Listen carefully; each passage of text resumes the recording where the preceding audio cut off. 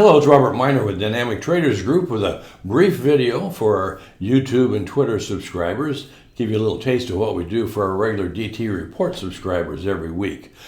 This week, and I haven't done a video for, I don't know, it's been 3 or 4 weeks or a while, but this week I'm going to do a quick recap of gold, DES, and Bitcoin. A lot of videos feature those. The last video I did was about gold, and it was anticipating that gold was in the initial stages of another significant bull trend, and it's still in the initial stages a month later of a very significant bull trend, at least in my point of view.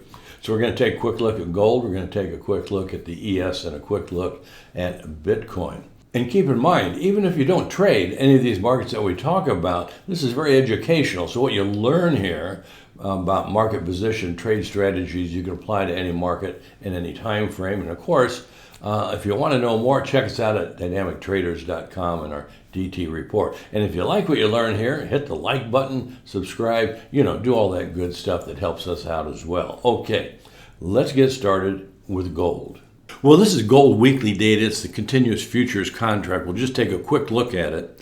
And a few weeks ago, I did what we call a big picture report for our subscribers. I do those every now and then. So we keep focused on what's the long-term trend, what's the probable big picture trend and probable big picture targets, minimum targets, maximum targets, that sort of thing. So again, here is the weekly data.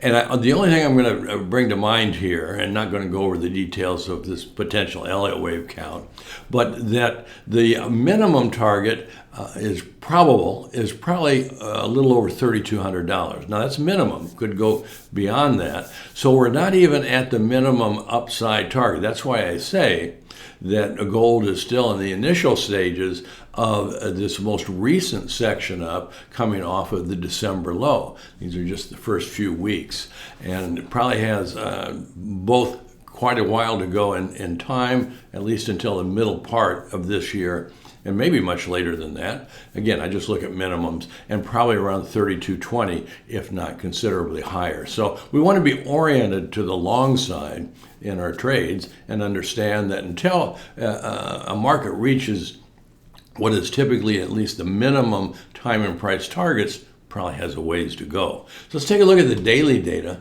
And a few weeks ago when I did that last video update, it was with gold and went over gold trade strategy, is right around where my cursor is where we were at when I did that video. And the general strategy of that video is that gold had probably completed a major corrective low in December, and that we would be looking at any sort of minor corrections as opportunities to position on the long side. Well, it didn't work out exactly as I described in that video, because I just developed trade strategies that if this happens, then we do this. If that happens, we do this. That's what traders do, is they don't forecast the future, but they identify conditions that are good trade opportunities.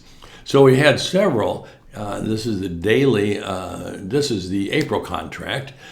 We've had several daily momentum bull reversals. At any time there's a daily momentum bull reversal from below the midline, I'm not showing the midline here, but that's an opportunity for a continuation of the higher time frame trend. And so we've had 2 or 3 of those since back when I did that video a while back. We didn't get this ideal kind of, let's call it ABC correction or something like that, but we did get the gold market to give us those signals that the bull trend was going to continue, and that's exactly what happened. So where we are right up to date here, this is the gold daily closes, and as of Friday the 14th, have we completed this section up? Well, I think there's a pretty good chance that we have. We still want to keep in mind is that the higher time frame trend is bullish, and we're always looking for opportunities to add to a long position. And so as of Friday, gold made what we call a triple look back bear reversal on the daily momentum cycles. So the 8 and the 13 and the 21 look backs all made bear reversals. And that's the first time they've done that since back around the mid to late January. So does that mean that it's completed a weekly high? Possibly. So what I want to get across here is that we don't want to forecast or project. We want to understand that gold is near a weekly high. A weekly high just means it's a high that's going to last probably 2 or 3 weeks. But any decline should be a correction within the bull trend. So we're always looking for opportunities to go long because we haven't reached the minimum time or the minimum price targets probable for the gold market. So great setups. Here is the ES, and it's the daily data. And again, one of the reasons that it's probably all part of a correction here is, of course, we had this clearly defined ABC into the January low. And then we had a little impulsive advance, and then again, probably ABC. And we have these little jaggedy, a little bit of an advance, couple of days down, few days up, going nowhere.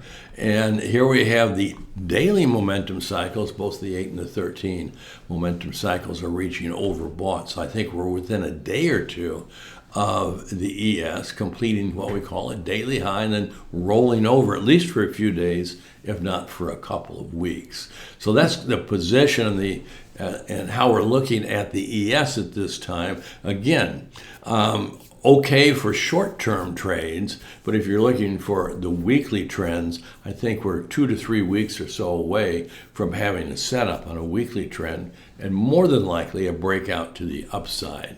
So that's what we'll be keeping up to date with our DT Report subscribers. So, if you trade the stock indexes or any of the stocks, you might want to check out our report so you can keep up to date twice a week. Okay, let's take a look at one of our favorites, Bitcoin.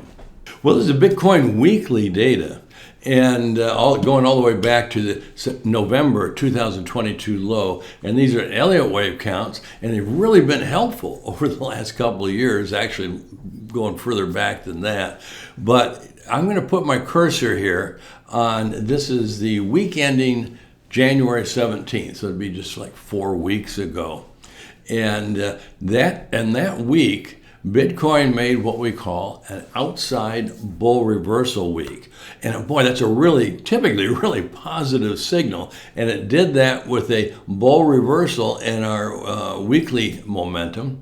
And it did that when it was in a position, at least it appeared at the time, to complete a correction from the December high, and which would be followed by a resumption of the bull trend.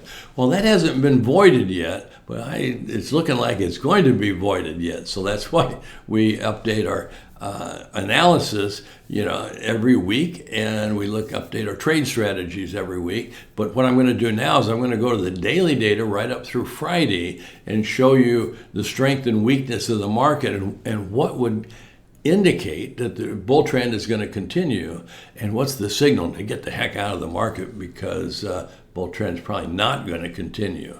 So you see, I'm not making a forecast of where the market's going to go.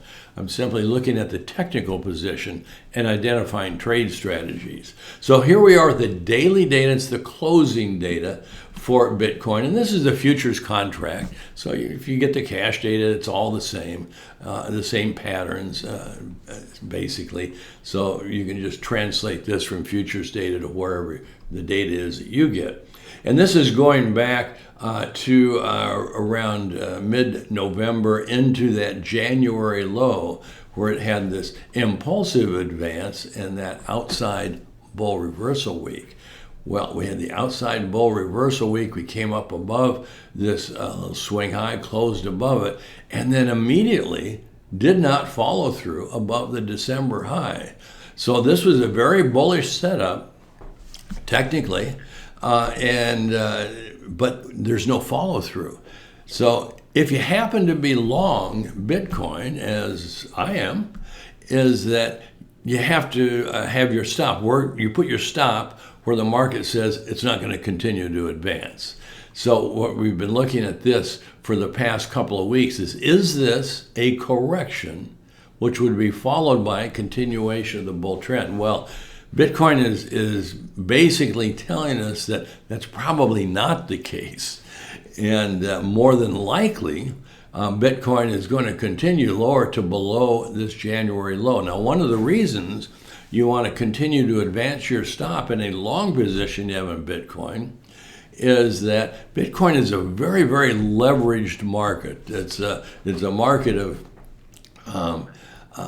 awful lot of amateurs in the market with leveraged positions. And when a position goes against them, they panic to exit the market. And definitely, if Bitcoin were to decline and close below the January low, there would be a lot of panic liquidation of that market, which potentially at least, which would accelerate the trend, bear trend. And also, it would void the idea that this was a corrective low. So if you happen to be long, you want to get out of the market if that occurs. So let's take a look at where we're at here. Just a couple of days ago, the daily momentums made what we call a dual look-back bull reversal from the oversold zone. And it did it on the daily closes where Bitcoin was near the extreme in time and price, and I'm not showing the details here, to complete a correction. So we had the stop, was a close below this January 9th low. I've advanced the stop to a close below this February 11th low, because if Bitcoin does not advance and continue higher and above the January 28th close, following this daily momentum dual look-back bull reversal, that indicates some significant weakness in the market, and I'd want to be out of the market on a close below the February 11th close.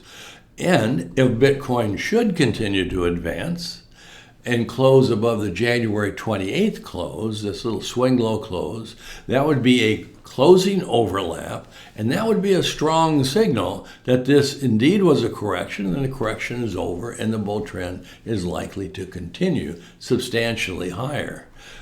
So that's the two significant signals at this time with Bitcoin.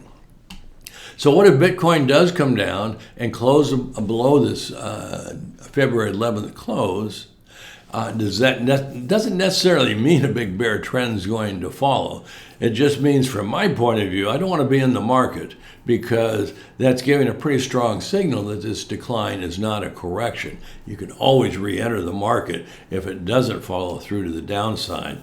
But if it does follow through to the downside, and if there is an acceleration and liquidation of the bear trend, you don't want to be in that. So that's at least my thinking for Bitcoin and my strategy. Without forecasting up or down, I'm just recognizing the current position of the market, what it can do to confirm a continuation of the bull trend, and what it can do to invalidate the continuation of the bull trend, and where I want to get out of the market, that I'm wrong about this, probably wrong at least, about this being a corrective decline. So my friends, that's it for today. Thanks for checking us out. Check us out at dynamictraders.com and our DT reports if you're interested in these markets we talked about today and the other major financial markets. We'll keep you up to date twice a week. Take care, be safe, be healthy, have some fun. Robert Miner, over and out for now.